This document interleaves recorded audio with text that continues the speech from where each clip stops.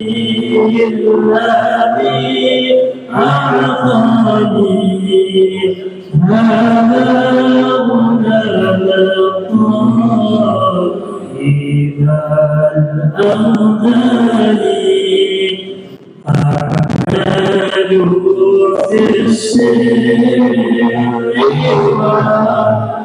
وإعلاني حقا على الإسلام والإيمان يا ربنا بالمصطفى عدناني يغفر ذنوبي ثم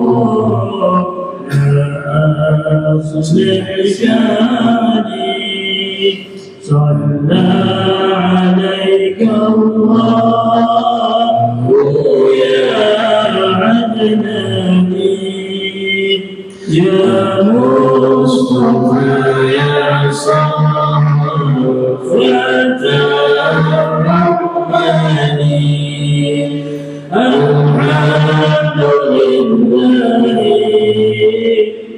الذي أعطاني هذا غلام إذا أهداني اللهم صل وسلم وبارك عليه وعلى آله.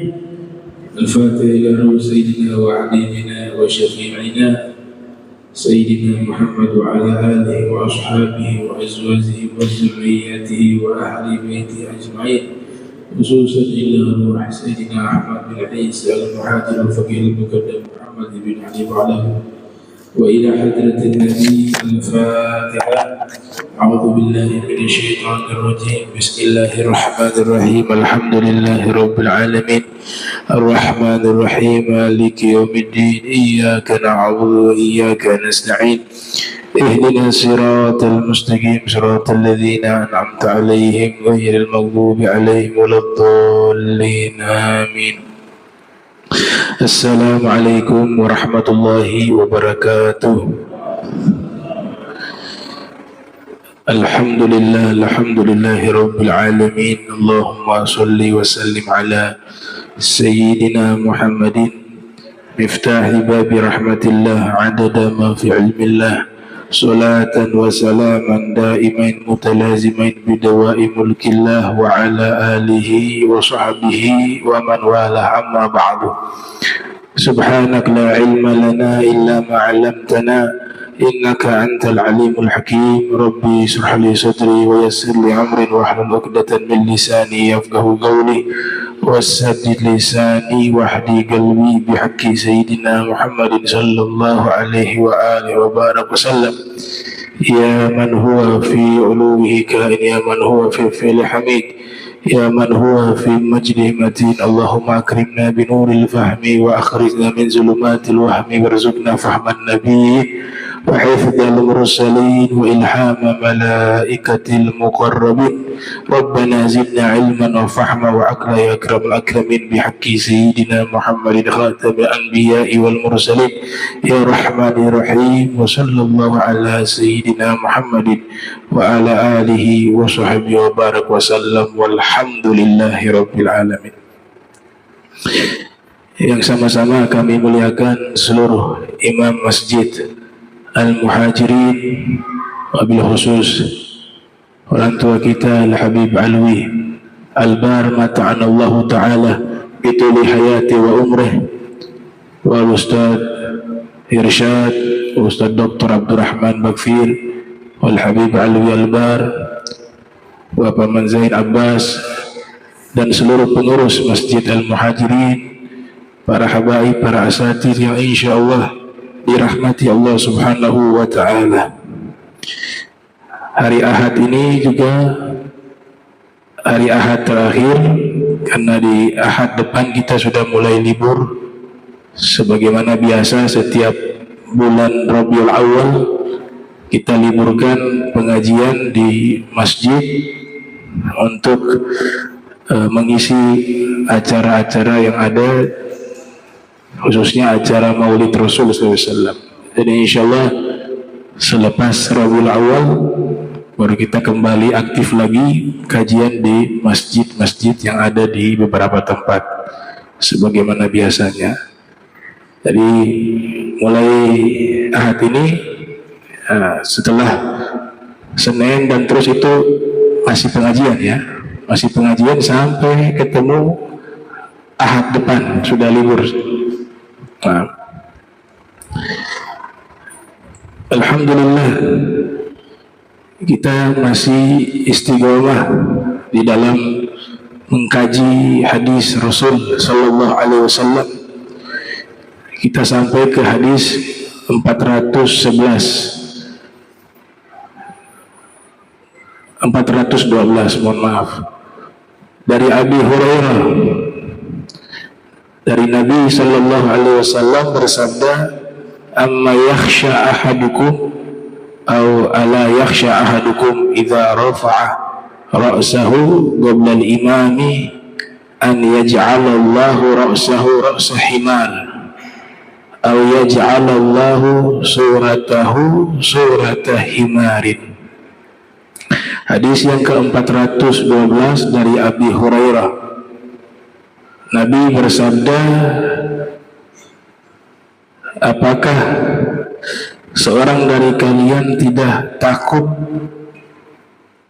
apabila mengangkat kepalanya sebelum imam mengangkat kepalanya di dalam sholat, Allah akan menjadikan kepalanya kepala himar, atau Allah akan menjadikan dia berbentuk seperti bentuk himar.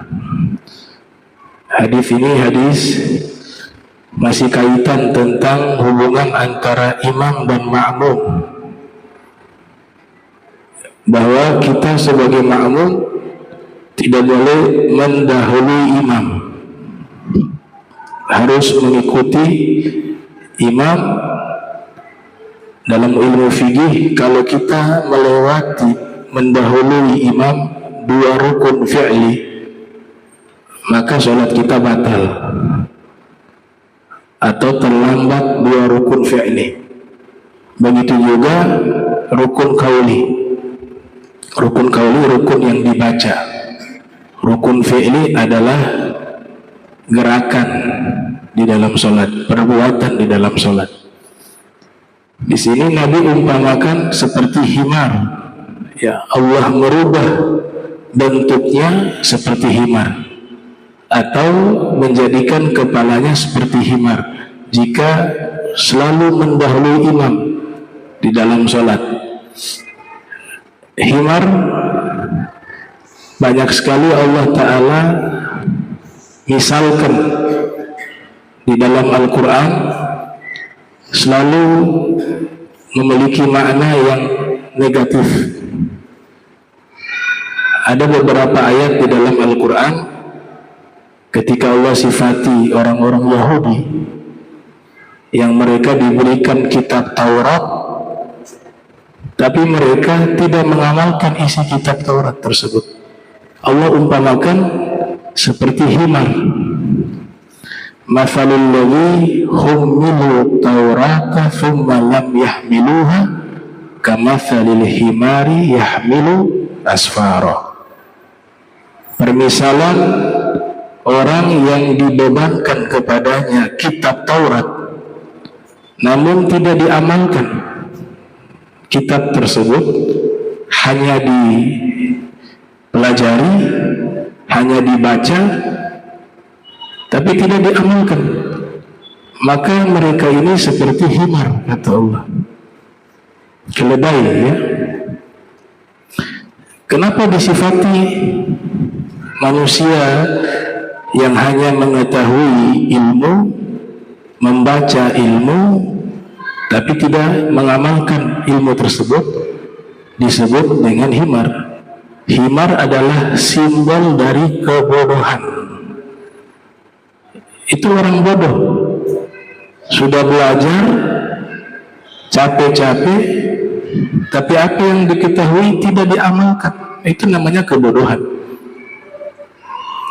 Jadi kalau dimisalkan dengan himar, itu diumpamakan mereka adalah orang-orang yang bodoh.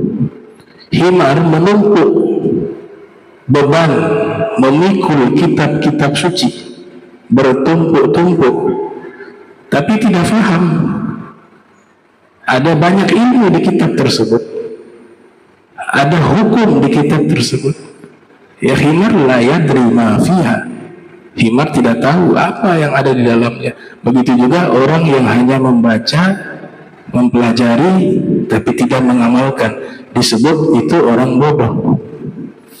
Jadi pepatah Arab mengatakan, ya fata ta'allam mastata'ta takun amira wala takun jahila tabqa haqira. Ya fata ta'allam fal jahlu 'arin wala yarda bihi illa al-himaru. Ya, dalam pepatah Arab mengatakan, wahai pemuda, belajarlah kamu semaksimal mungkin agar kamu kelak menjadi pemimpin. Jangan sampai kamu menjadi orang yang bodoh. Kau akan hidup selamanya dalam kehinaan. Belajarlah wahai pemuda, kebodohan itu satu aib, dan tidak ada yang ridho dengan kebodohan kecuali himar. Himar ridho dengan kebodohan. Maka banyak sekali ayat diumpamakan orang-orang bodoh dengan sebutan himar. Dan di surat Al-Jumu'ah itu adalah orang-orang Yahudi. Orang-orang Yahudi diberikan kitab Taurat, tapi seluruh isi kitab Taurat diingkari. Hukumnya banyak dihilangkan. Hukum rejam dihilangkan. Hukum rejam ada di Taurat bagi orang yang berzina, yang sudah menikah, dihukum rejam, tidak diamalkan. Hukum berzina, hukum minuman keras, memakan daging babi dan seterusnya, itu haram di kitab. Semua kitab yang Allah turunkan kepada para anbiya dalam masalah ini sama, haramnya sama, tapi dilanggar. Ada informasi akan muncul Nabi penutup, Nabi akhir zaman, diceritakan di dalam Taurat, mereka ingkari. Padahal mereka lebih mengenal Nabi Muhammad melebihi anak mereka sendiri. Saking detailnya informasi tentang baginda Nabi Muhammad SAW di dalam kitab Taurat. Nah, ini namanya kebodohan. Kalau Nasrani beda kasusnya. Ada oknum yang membuat penyimpangan, mendistorsi ajaran, pengikutnya tersesat. Kalau Yahudi sudah memiliki kebenaran tapi diingkari, makanya dalam surat Al-Fatihah disebut mereka sebagai kelompok yang dimurkai Allah, maghdub alaihim. Kalau orang Nasrani, waladdallin, mereka tersesat. Kenapa yang Yahudi disebut kelompok yang dimurkai? Sebab sudah mengetahui kebenaran tapi mengingkari. Dan kenapa orang Nasrani disebut orang yang menyimpang dan sesat?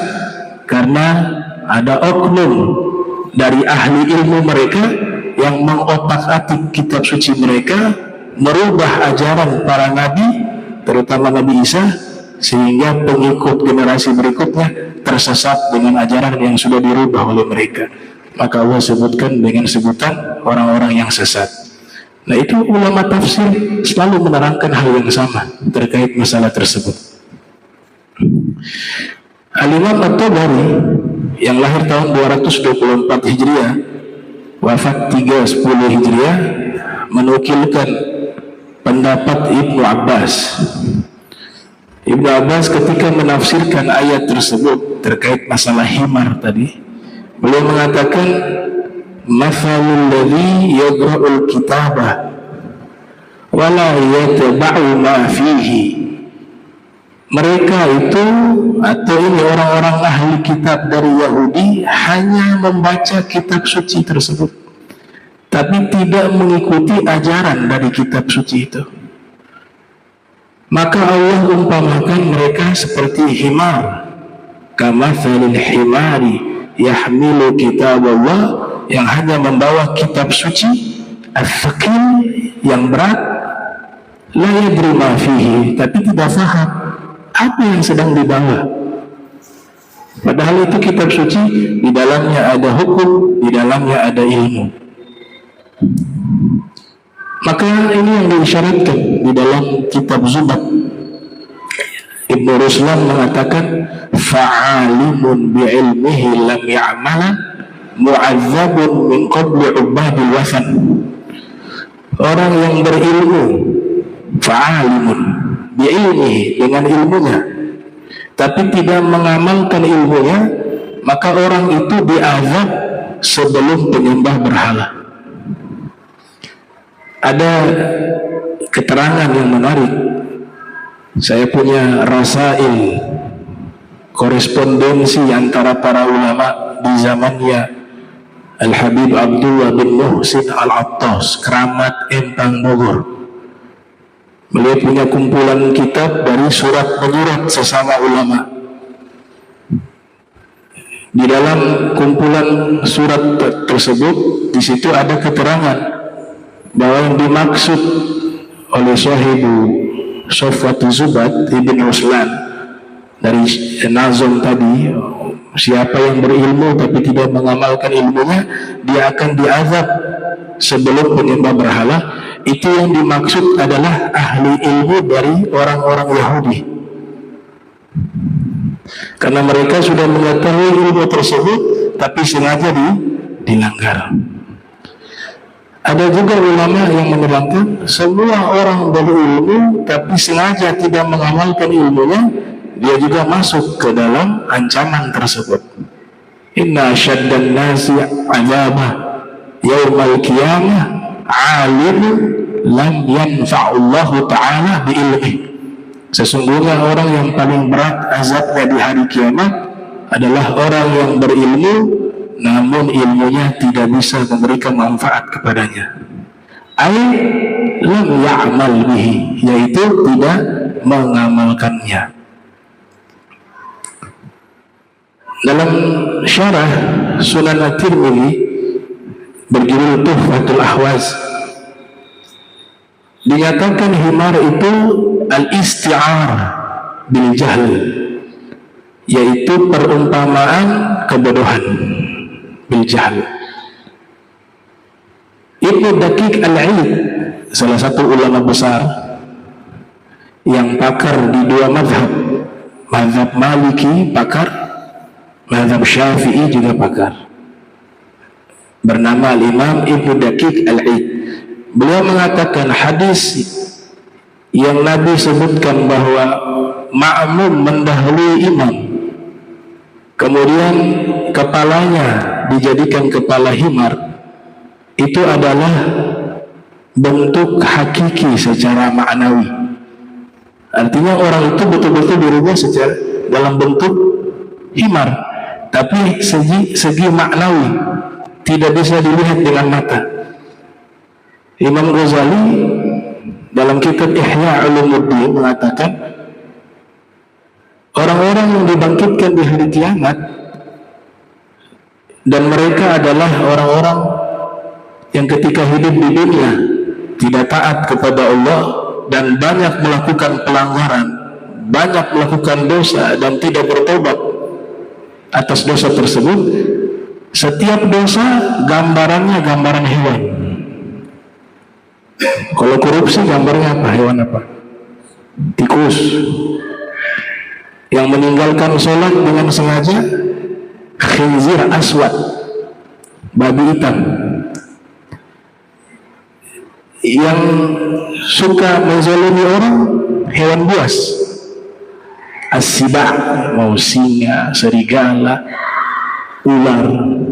Jadi ada gambaran maknawi.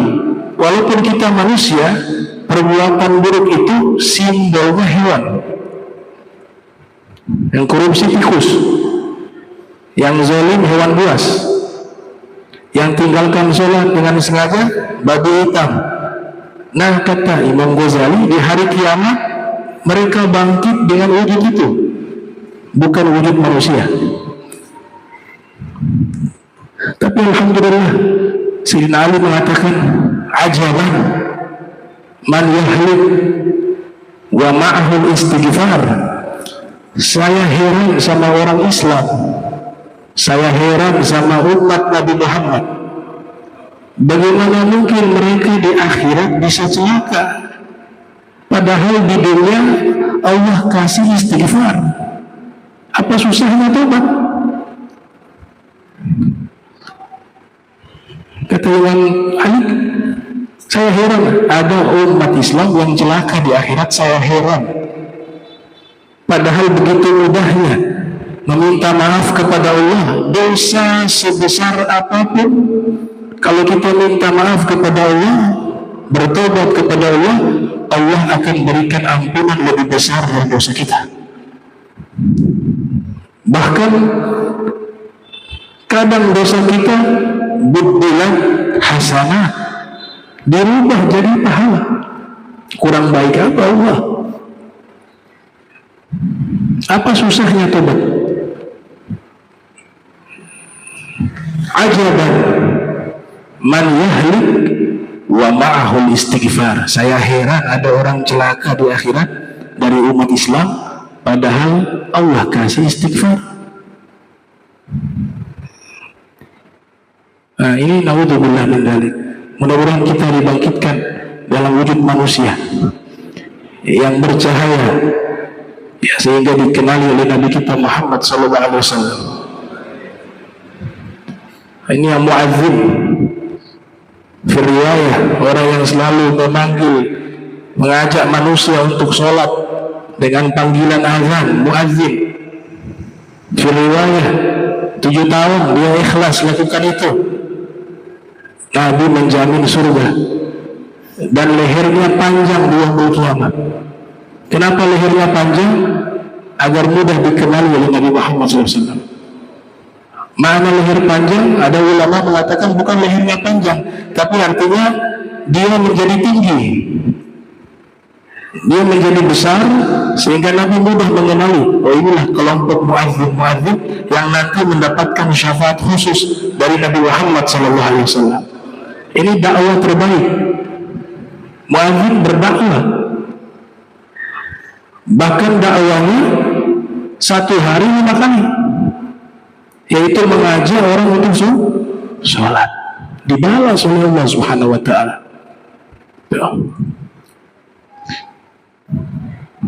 Nah, dikatakan di sini himar. Kenapa Nabi mengatakan bodoh orang yang sholat melangkahi imam? Karena sudah ada tuntunan dari Nabi. Nabi sudah ajarkan, ju'ilal imam liyutamma bihi. Imam itu dijadikan imam untuk kita ikuti, bukan menyelisihinya. Kata Rasul, fala takhtalifu alaih, maka jangan kalian menyelisihi imam. Gitu. Ada kisah terkait himar Sayyidina Luqman. Sayyidina Luqman ini dalam satu riwayat, beliau mengendarai himar bersama anaknya lewat di satu perkampungan. Himar kan fisiknya kecil, tidak seperti kuda besar, tapi kekuatannya kuat, dia mampu memikul beban yang berat. Lewat di satu perkampungan, ini himar dinaiki oleh Sayyidina Luqman dengan anaknya. Itu anaknya kan disebut dalam Al-Quran, ya bunayya, wahai anakku, tapi namanya enggak ada.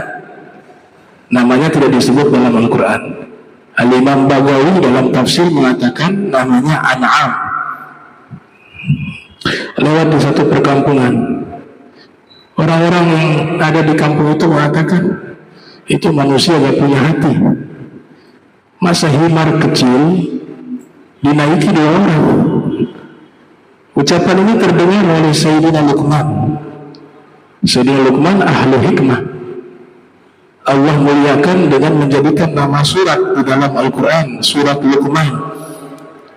Al-Imam Sa'id ibn Musayyib mengatakan kana min Sudan. Beliau berasal dari Sudan, Afrika.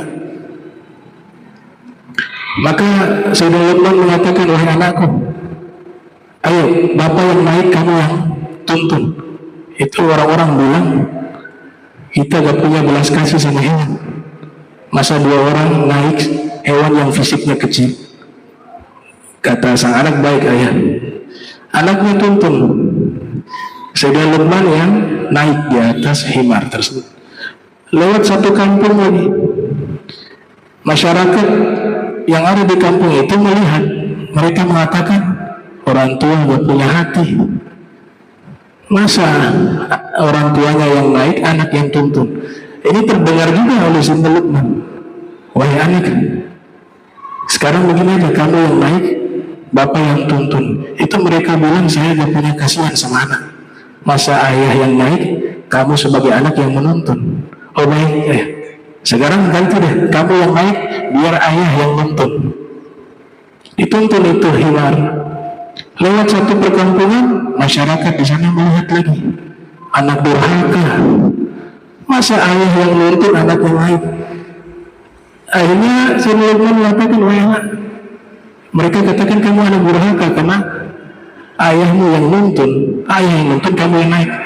Sudah bagaimana ya? Sudah, kita gak usah naik dah, kita sama-sama tuntun. Ketika sama-sama tuntun itu himar, lewat satu kampung juga masyarakat melihat lagi, mengatakan bodoh ini orang, ada kendaraan tidak dinaiki. Wahai anak, ini bagaimana ini? Sudah kalau gitu kita pikul juga deh. Hanya dipikul itu himar lewat satu perkampungan, masyarakat melihat ini orang gila. Maka Sayyidina Luqman mengambil hikmah. Kita kalau hidup ingin mencari penilaian manusia akan serba salah. Karena pandangan manusia itu berbeda. Maka jangan hidup mencari penilaian manusia. Hiduplah untuk mencari penilaian Allah. Ridwan nas ghayatul la tudrak. Mendapatkan keridhaan semua manusia itu hal yang tidak mungkin digapai. Hal yang tidak mungkin digapai. Lihat serba salah. Melakukan yang ini salah, yang ini salah. Itu. Tapi kita diwajibkan berbuat baik kepada manusia. Yang dilarang mencari penilaian manusia dalam melakukan amal baik, amal soleh. Baik. Ada tokoh sufi di Turki, namanya Nasruddin Hoja. Ya, sufi jenaka. Ya, abad 6 Hijriah. Tokoh real, tokoh nyata, bukan fiktif. Ya, terkenal sebagai seorang sufi tapi suka humor, suka bercanda dan selalu mengendarai himar. Namanya Nasruddin Hoja. Satu kali 3 orang yang mengaku sebagai orang berilmu mendatangi kampungnya Nasruddin Hoja. Mereka mengaku sebagai orang yang berilmu, orang yang bijak. Terus ditanya, di sini mana di kampung ini yang orang yang paling pintar? Kata 3 orang ini. Maka mereka mendorong Nasruddin Hoja, kamu saja hadapi mereka. Maka Nasruddin Hoja pun maju menghadapi 3 orang yang mengaku sebagai orang berilmu dan orang yang bijak. Kemudian 3 orang ini mengatakan, oh, kamu ini yang orang yang paling pintar di kampung ini. Kami mau kasih satu pertanyaan. Masing-masing dari 3 orang ini satu pertanyaan. Poros alam semesta itu ada di mana? Maka Nasruddin Hoja mengatakan, ada di bawah telapak kaki saya. Ini bumi. Dari mana dalilnya? Coba kamu ukur. luas bumi ini ada ujungnya tidak? Dia bilang tidak mungkin. Nah makanya ini poros alam semesta. Pertanyaan kedua dari orang yang berbeda, jumlah bintang itu berapa? Kalau kamu pintar, kamu bisa nggak menjumlahkan jumlah bintang itu berapa? Maka dijawab oleh Nasruddin, jumlah bintang ini banyaknya sama seperti bulu di himar saya. Coba kamu hitung dulu deh, bulu di himar saya. Kalau sudah bisa hitung semua, jumlahnya sama dengan bintang. Artinya hal yang memang sulit untuk dilakukan. Kemudian orang ketiga bertanya, kamu paham betul dengan himarmu? Saya ingin tanya, gak usah di seluruh badan, ekornya himar kamu itu jumlah bulunya berapa? Jumlah bulunya berapa? Maka dijawab oleh Nasruddin, oh jumlahnya sama seperti bulu di jenggotmu. Kalau kamu mau tahu jumlahnya, kamu hitung satu persatu tuh di jenggot kamu tuh. Ya kalau sudah dilepaskan satu persatu, kemudian saya juga mencabut bulu di ekor himar saya, kalau jumlahnya pas berarti sama. Tapi kalau tidak tepat berarti saya keliru. Nasruddin Hoja. Tapi dia punya keramat, dia seorang soleh. Dia sangat terkenal di wilayah tersebut, di wilayah Turki. Namanya Nasruddin Hoja. Kalau yang sebelumnya kan ada Abu Nawas, ya tokoh yang ada di Irak. Kalau Nasruddin Hoja adanya di Turki. Taib. Nah, hadis yang berikut, Rasul Sallallahu Alaihi Wasallam bersabda, Isma'u wa ati'u wa in istu'mila alaikum habasyiyun ka'anna ra'sahu zabidah. Nabi bersabda, dengarkanlah dan taatilah. Dengarkanlah dan taatilah. Pemimpin yang diangkat atas kalian walaupun itu orang Afrika, Ethiopia, Habasyun. Ka'anna ra'sahu zabidah, walaupun kepalanya itu seperti kismis, kata Nabi. Ya, perumpamaan lagi. Jadi ini Imam Bukhari luar biasa, ya, meletakkan hadis-hadis Nabi yang isinya tamfil, dora bololo kalau orang Ternate bilang, ya, dora bololo. Ini hadis jadi dalil bahwa pemimpin apabila diangkat oleh masyarakat wajib mentaatinya selama tidak memerintahkan kepada hal yang melanggar hukum Islam. Karena kita punya prinsip, ya, la ta'ata li makhluqin fi ma'siyatil khaliq. Titik itu. Gak boleh taat kepada makhluk dalam rangka bermaksiat kepada Allah. Itu prinsip seorang muslim yang harus dipegang. Mau dia pecat ke, mau dia, kalau aturan itu melanggar hukum, maka kita gak boleh taati. Di sini Nabi umpamakan, walaupun orang Afrika, seorang budak hitam, mohon maaf, zabib, seperti kismis itu menggambarkan secara fisik tidak tampan, tapi dia pemimpin kita, wajib kita taati. Itu maksud dari sabda Nabi Sallallahu Alaihi Wasallam. Dikatakan di sini oleh Ibnu Battal. Ibnu Battal ini salah satu ulama yang mensyarahi kitab Sahih Bukhari. Beliau lebih dahulu mensyarahi Sahih Bukhari sebelum Ibnu Hajar, Ibnu Rajab Al-Hambali, Al-Imam Qastalani, Al-Imam Al-Aini dan ulama-ulama lainnya yang mensyarahi kitab Sahih Bukhari. Kata Ibnu Battal, sebenarnya dalam hukum Islam yang layak menjadi pemimpin itu orang Quraisy, suku Quraisy, sukunya Nabi. Coba perhatikan dalam sejarah Islam, Al-Khulafa'ur Rasyidin, Sayyidina Abu Bakar, Sayyidina Umar, Sayyidina Ali, Sayyidina Uthman, Sayyidina Ali, semua suku Quraisy. Daulah Umayyah, walaupun di antara mereka ada yang kejam, ada yang jahat, ada yang baik, ya, macam-macam karakter. Mereka semua suku Quraisy. Daulah Abbasiyah itu keturunan siapa? Keturunan Ibnu Abbas. Ibnu Abbas sepupunya Nabi, suku Quraisy. Qaddimu Quraisyah, dahulukan orang-orang Quraisy. Akan tetapi kewajiban ini kondisional, kata Imam Al-Mawardi dalam kitab Al-Ahkamu Sultaniyah, bahwa di satu masa nanti atau di satu tempat kalau tidak ada orang Quraisy, maka pilihlah pemimpin yang layak, yang mampu, memiliki kemampuan, kapasitas, keilmuan. Yang penting dia Muslim. Yang penting dia Muslim. Maka pilih dia, walaupun bukan berasal dari suku Quraisy. Nah, sistem kenegaraan Islam itu diatur, apalagi mayoritas Muslim, maka yang layak pemimpin itu Muslim. Kalau tempat itu mayoritas non-Muslim, maka orang Islam justru mengalah, ngasih kepada pemimpin yang non-Muslim agar lebih memahami masyarakatnya.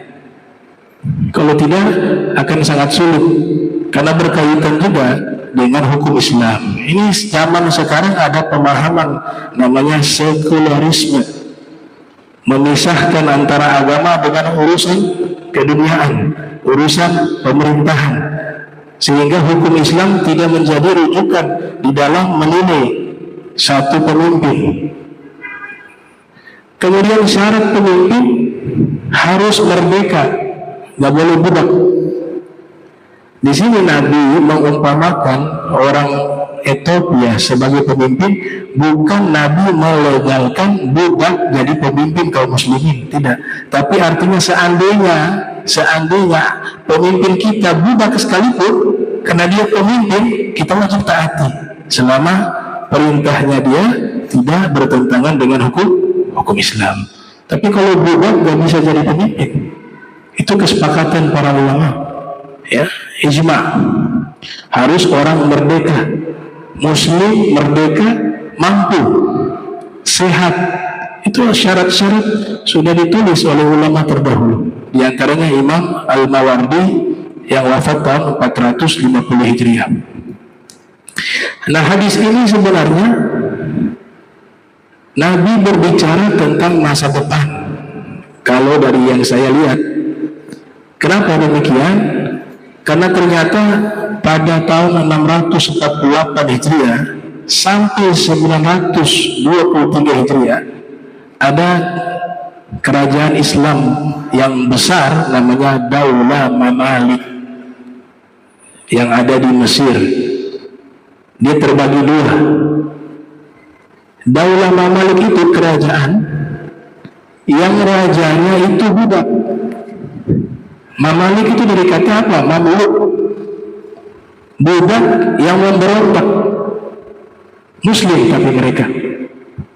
Kemudian mengkudeta Daulah Ayyubiyah diantaranya yang didirikan oleh Salahuddin Al-Ayyubi yang membebaskan Baitul Maqdis.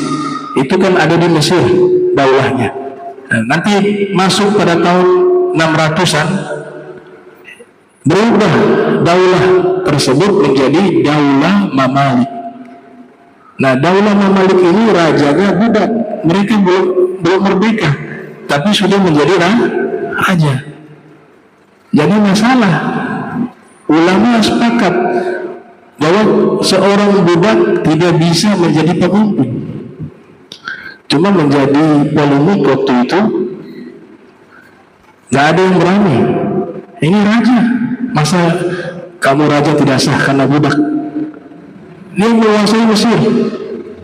Dan Daulah Mamalik ini punya andil besar kerajaan Islam yang mengalahkan bangsa Mongol. Genghis Khan punya pasukan Hulagu Khan yang invasi Irak. Daulah Abbasiyah runtuh tahun 656 Hijriah. yang membantu 2 juta umat Islam selama 40 hari di Irak, kemudian melanjutkan invasi ke Mesir. Rencana setelah Mesir tumbang, mereka akan invasi ke Syam, ke Suriah. Ada kerajaan Islam Zankiyah. Tapi 17 Ramadan, kaum muslimin dari Daulah Mamalik dipimpin oleh Saifuddin Qutb dan juga Baybaros mampu mengalahkan bangsa Mongol pada tanggal 17 Ramadan. Nama perangnya Ainul Jalut. Itu jasa dari Daulah Mamalik. Orang-orang Mongol, kalau Genghis Khan sudah meninggal, sudah mati, ya. Dia sudah mati di jalan. Diteruskan oleh anaknya, ada namanya Hulagu Khan. Nah, orang Mongol ini kalah dengan Daulah Mamalik.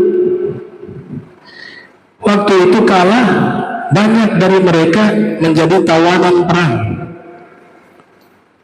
masuk ke penjara, menyaksikan dan berinteraksi dengan umat Islam.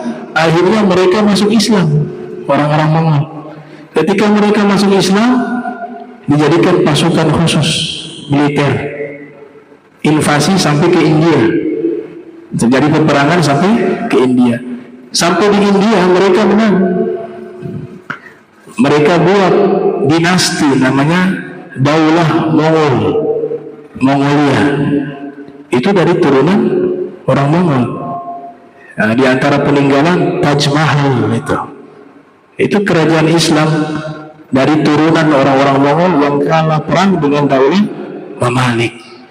Saifuddin Qutb menang, namanya Harun, karena beliau jadi pemimpin waktu itu. Sebenarnya rajanya bukan beliau, rajanya masih anak kecil. Sedangkan yang mereka hadapi ini pasukan yang memang terkenal tidak pernah kalah di dalam berperang. Maka raja yang masih kecil itu menyerahkan kekuasaan ke tangan kanannya, Saifuddin Qutb namanya. Juga Baybaros ini yang nanti akan jadi pemimpin di Syam, di Damaskus, dan bertemu Imam Nawawi. Terjadi konflik dengan Imam Nawawi karena meninggikan pajak bagi masyarakat. Imam Nawawi langsung menegur. Hanya terjadi konflik di antara Baybaros dengan Imam Nawawi. Nah, Saifuddin Qutb ketika berhasil memimpin pasukan dan mengalahkan bangsa Mongol, 17 Ramadan, perang Ainul Jalut, namanya Harun, diagungkan, dimuliakan oleh masyarakat.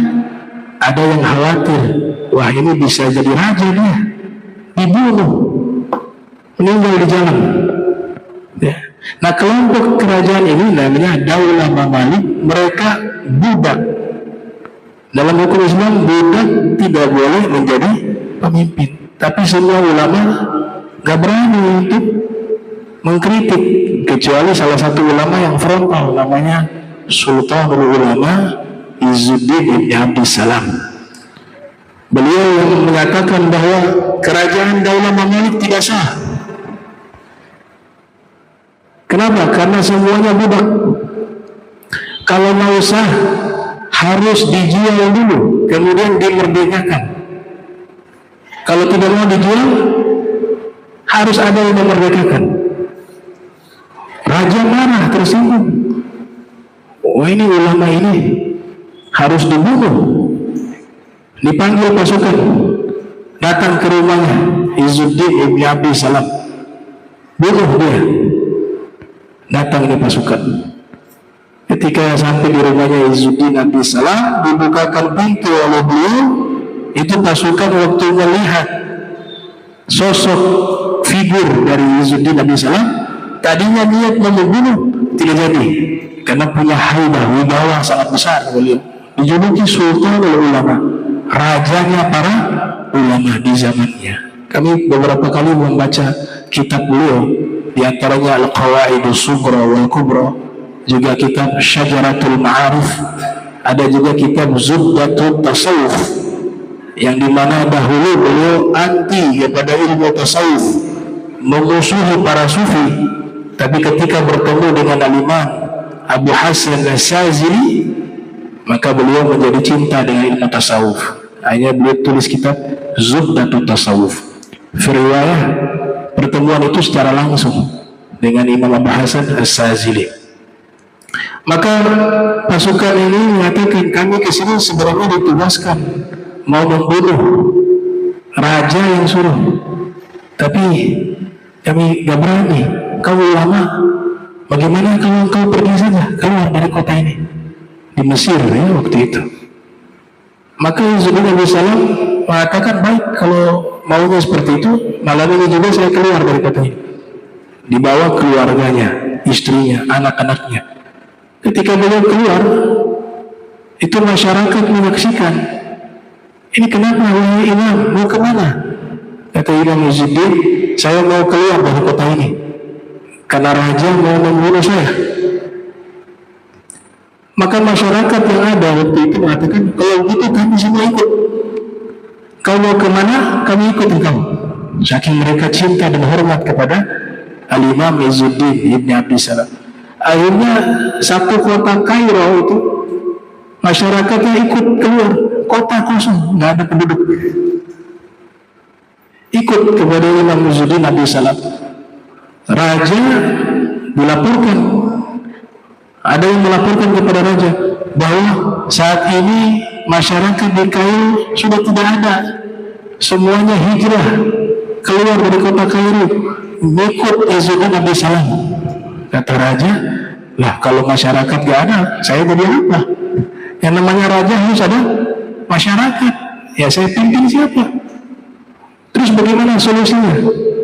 Penasihat-penasihatnya mengatakan, sudah ikut maunya dia saja deh. Raja dijual di pasar. Ya? Nanti raja dibeli, setelah itu dimerdekakan baru jadi raja. Beliau maunya itu saja sesuai hukum Islam. Karena hukum Islam mengatakan budak tidak boleh jadi penguasa, tidak boleh. Aduh, raja bilang memang ini dia gak bisa dikasih disogok atau apa, gak bisa. Beliau ini masuk penjara, pernah konflik juga dengan kerajaan Daulah Ayyubiyah. Ketika dia ke pasar, ada orang jual minuman keras, rajanya lewat, dia panggil, ya hina, kamu raja ini muslim, di pasar ada khamar. Wah, raja kaget, dipanggil himar, masuk penjara. Tapi setelah itu minuman keras dihapuskan. Ya karakternya begitu, Izzuddin Ibn Abdi Salam. Maka Raja Daulah Mamalik mengatakan, sudah, saya ikut maunya dia deh, biar aman. Tapi suruh dia balik tinggal di Kairo, ajak masyarakat kembali. Akhirnya kembali Izzuddin Salam, kemudian raja dibawa ke pasar. Ya, kan budak itu kan zaman itu menjual beli. Nah ini siapa yang beli budaknya? Ada yang beli, kemudian dimerdekakan. Sudah dibeli, dimerdekakan. Kata Izzuddin, nah sekarang baru sudah sah kamu jadi raja, silakan ya. Hanya sekedar itu saja, sesuai dengan hukum Islam. Itu Izzuddin Ibn Abdi Salam. Terakhir hadis yang ketiga dari Ibnu Abbas radhiyallahu anhu, pernah mendatangi rumah bibinya Ibnu Abbas itu istrinya Nabi, salah satu istri Nabi namanya Sayyidah Maimunah. Ya, Sayyidah Maimunah, beliau itu bibi dari Ibnu Abbas, sehingga Ibnu Abbas sebagai mahram bisa masuk keluar di rumah itu, bahkan bisa bermalam. Tujuan Ibnu Abbas bermalam untuk melihat aktivitas malam Nabi, ibadah apa yang dilakukan. Waktu beliau nginap di rumah bibinya Sayyidah Maimunah, Nabi waktu itu tidur sesaat, bangun sholat. Nabi tanpa wudu, riwayah lam yatawadda. Nah, Ibnu Abbas heran, Rasulullah tidur langsung sholat. Padahal tidur itu pemahaman yang kita fahami dalam ilmu fikih, tidur membatalkan wudu karena zawalul akal hilang pada waktu itu. Tapi Rasulullah tidak berlaku hukum ini. Rasulullah tidur langsung sholat, bangun tidur sholat. Maka pernah ditanyakan oleh Sayyidah Aisyah, wahai Rasul, engkau bangun tidur langsung sholat, tidak pakai wudu? Kurang lebih ala sebuah hikayah seperti itu. Nabi mengatakan, ainai tanaman walakin qalbi la yanam. Dua mata saya tertidur, tapi hati saya tidak pernah tidur, kata Rasulullah SAW. Ini bahasa sebenarnya tidur yang sadar. Yang namanya tidur itu ada tiga, kata para fuqaha. Ada dua tidur tidak membatalkan wudu, ada satu tidur membatalkan wudu. Tidur pertama yang tidak batal wudu, ya kita hanya pejamkan mata, tapi sadar keadaan sekitar, masih bisa mendengar suara orang bicara, masih paham, ya baguling membilang orang ternak, itu tidak batal wudu. Yang kedua, setengah sadar. Kalau yang tadi itu sadar sekali, setengah sadar, suara terdengar tapi samar-samar, ya keadaan di sekitar dia masih bisa merespon, tapi masih samar-samar. Itu belum batal wudu. Batal wudu hilang total, keadaan di sekitar kita tidak tahu, ada suara apa kita tidak paham, dan tandanya mimpi. Kalau orang sudah mimpi itu berarti tidurnya sudah dalam. Tidur yang seperti itu yang membatalkan wudu. Nah, ini tidak berlaku bagi Nabi Muhammad SAW. Berarti Nabi ini tidurnya itu sambil zikir. Kata Syekh Abdullah bin Sa'id Al-Haji, guru dari Sayyid Muhammad Al-Maliki, menulis kitab Muntahasul. Beliau mengatakan bahwa Nabi Muhammad SAW itu tidak pernah putus kontak dengan Allah 24 jam. Hati Nabi zikrullah, hati Nabi selalu mengingat Allah, bahkan dalam keadaan tidur. Makanya ketika bangun tidur langsung sholat, wudu tidak batal, sebab beliau tidak tidur, hatinya itu sadar, akalnya itu sadar. Nah, itu khususnya Nabi Muhammad sallallahu alaihi wasallam. Wa Ibnu Abbas, barokah Ibnu Abbas nginap di rumah Nabi waktu Nabi bangun dari tidur langsung sholat, beliau ikut jadi makmum, tapi posisinya di sebelah kiri. Nabi menggeser, memegang kepalanya beliau, digeser ke posisi kanan. Makanya sunnah tuh, kalau satu orang imam, makmumnya satu, posisinya bagaimana? Makmumnya ada di sisi kanan imamnya, itu. Nah, itu barokah Ibnu Abbas. Barokah Ibnu Abbas. Dari hadis itulah kita dapat dalil bahwa kalau imam dan makmumnya satu orang, posisinya itu di kanan, bukan di kiri imam. Nah, itu dilakukan oleh Nabi Muhammad SAW. Kemudian Sayyidah Maimunah ini Nabi ngasih jubahnya Nabi itu Nabi berikan kepada Sayyidah Maimunah. Nah, jubahnya Nabi itu dijadikan obat. Kalau ada orang-orang sakit, jubahnya itu disirami air. Itu dalam kitab Wasail Usul Syekh Yusuf An-Nabhani. Kemudian dari bekas air dari jubah Nabi itu diminumkan kepada orang-orang yang sakit, sembuh. Ini istrinya Nabi yang mengamalkan, Sayyidah Maimunah. Ibnu Abbas rindu kepada Nabi. Cara menghilangkan rindunya, datang ke rumah bibinya Sayyidah Maimunah. Karena Ibnu Abbas tahu ada jubahnya Rasul yang disimpan oleh bibinya.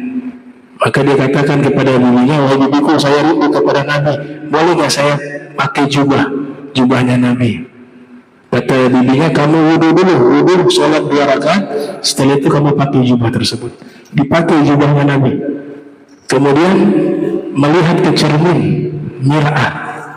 Waktu Ibnu Abbas melihat ke cermin, di cermin itu ada wajahnya Nabi Muhammad SAW, bukan wajahnya Ibnu Abbas. Itu diriwayatkan oleh Al-Hafiz Ibnu Hajar Al-Asqalani. Nah, ini 3 hadis yang kita bahas. InsyaAllah pertemuan berikut kita lanjutkan lagi pembahasan tentang masalah tersebut. Nah.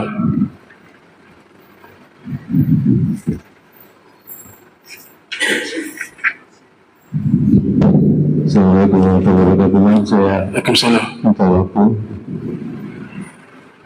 Saya tadi gimana teman-teman.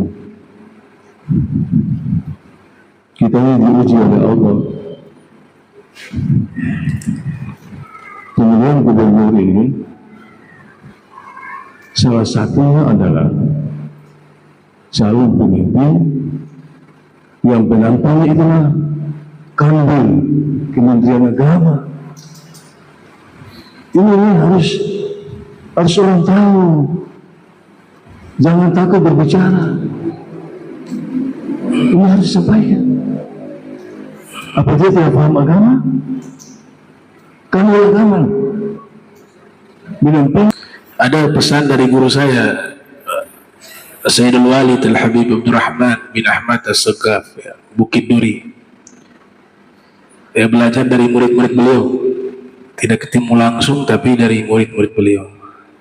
Ada satu wasiat yang beliau sampaikan di dalam kita beragama Islam, itu jangan ikut figur saja, tapi ikut ilmu.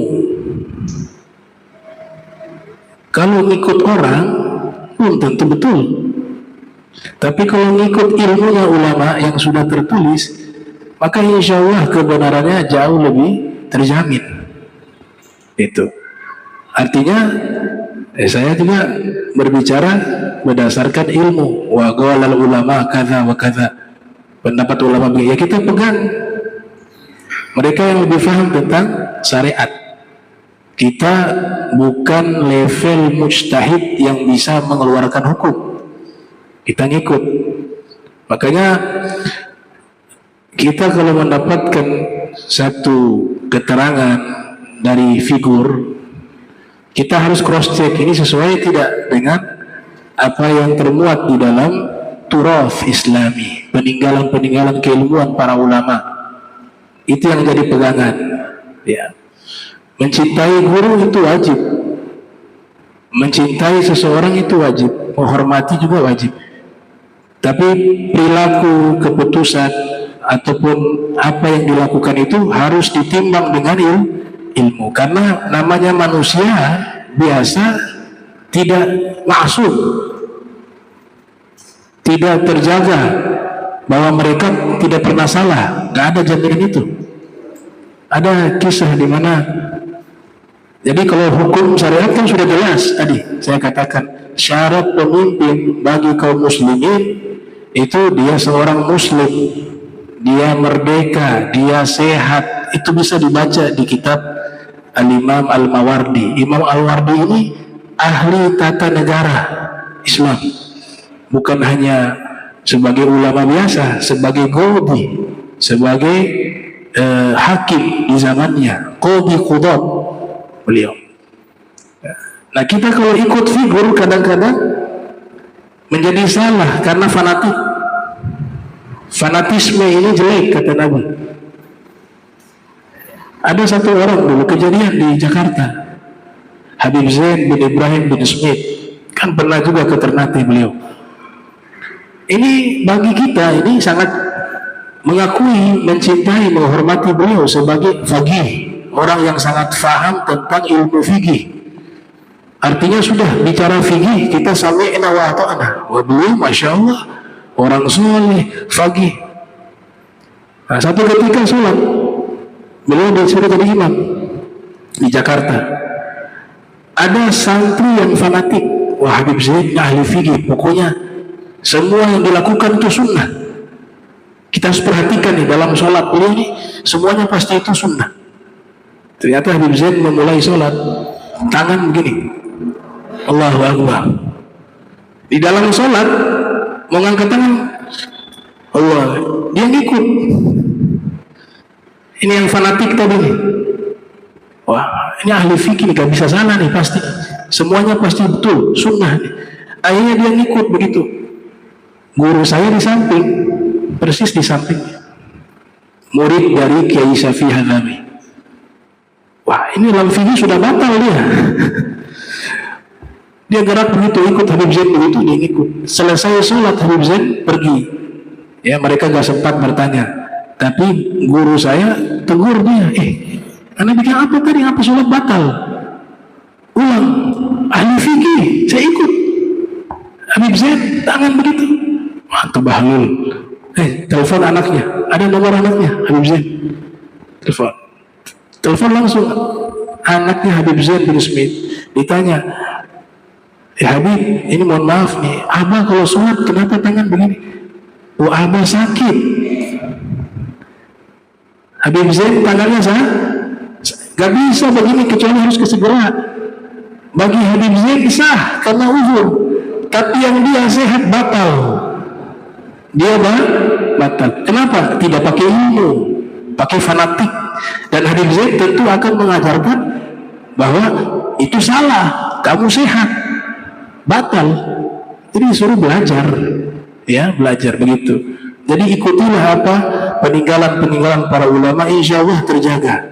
Ya, ikuti yang lurus, yang jelas mereka. Kita bisa jadikan teladan, ya, yang waro, yang ahli ibadah, yang dikenal akhlaknya, ya, yang takut antara hukum Allah, mana yang haram, mana yang syubhat dia takut, ikuti mereka itu. Insya Allah kita bisa selamat di dunia dan di akhirat. Allahumma jam'ana hadza jam'an marhuma wa tafarraqna wa tafarruqan ma'suma wa la tajal minna wa la minna syakala mahruma. Subhanaka bihamdika asyhadu astaghfiruka wa atubu ilaihi wa sallallahu alaihi Muhammadin wa ala alihi wa sahbihi wa barik wa sallam wa la minkum. Wassalamu alaikum warahmatullahi wabarakatuh.